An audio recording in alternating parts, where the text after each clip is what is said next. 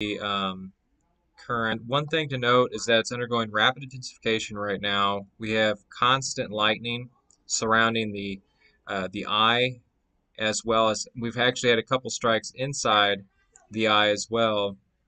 What's happening is we have massive convective development, overshooting tops around the area of circulation around the eye itself. It's undergoing rapid intensification, and it should make landfall between Cape Coral and Bradenton, Sarasota.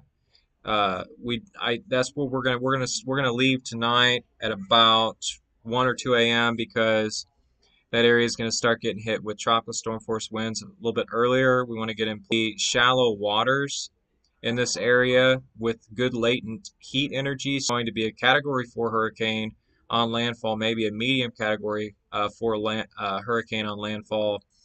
And I do think it's going to continue to undergo rapid intensification even prior to making landfall. And this is the track right now as of 2 p.m. Has it making landfall between Cape Coral. Things are going to still be adjusted, but I believe that confidence is very good right now to have this making landfall between Cape Coral and Sarasota. And that's what we're going to go ahead and basically go and look at real quick is um, this is the ensembles, and this is basically that, like I said, the east-northeast turn.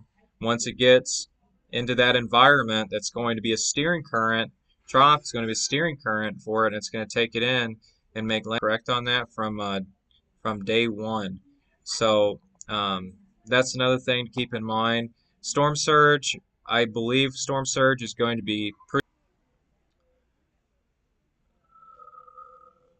Sarasota south to track of it and where it makes landfall. It could have a big difference in whether in the Tampa area. It has a big factor in that was where it makes landfall at as well.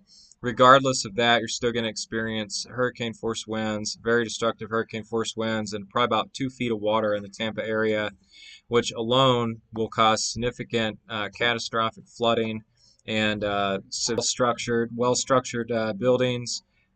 Buildings that may have been here before another surge will actually be, and I'm going to go to that. Hold on a second here while I pull that up. I should have pulled it up before, but I'm working on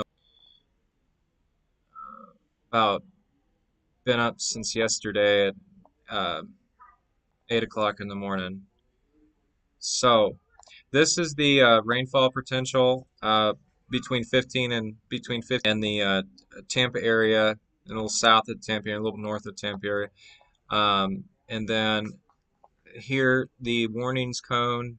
We're going to go ahead and look at I'm going to list some names of the towns where some of the I'm going to go ahead and list some names of some towns and stuff. That also has to play along with the track and where it makes landfall. So Port Charlotte, Cape Coral, Fort Myers to Port Charlotte to Sarasota. It looks to be right now based off the track, and it looks to be pretty intense storm surge, and it could potentially be a little bit more than that depending on the track.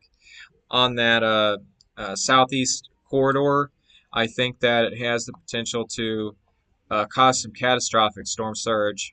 Maybe very confident between Sarasota and Fort Myers right now. Anywhere between that, even a little north of Sarasota potentially, but right now I'm pretty confident, about a 70% confidence, on the Sarasota to Fort Myers general area. Now also you have to understand winds and outer banding will be very potent with this system as those outer bands start 2 a.m. in the morning tomorrow, later tonight. 2 a.m. The Tampa area will start to see tropical storm force wind conditions. Fort Myers about 5 to 10 o'clock tonight. It's what it looks like, and I'm in agreement with that as well. And then this is the storm surge inundation forecast. Now this has been adjusted from the 11 o'clock update to reflect the 2 p.m. update. And this is a experimental graphic, but I'm going to show everyone this because it's actually been pretty accurate. And this is what I was talking about with the southeast corridor surge, where you have a surge and the potency of the system. And um, this is you're looking at greater than 9 feet above ground, greater than 9 feet above ground in most areas. This gray areas is the latent heat energy, and I think that it will continue to strengthen. Will continue to strengthen until it gets past Fort Myers. This starts now. Y'all be safe. Please share. I hope everyone 2 or 3 a.m. in the morning. So have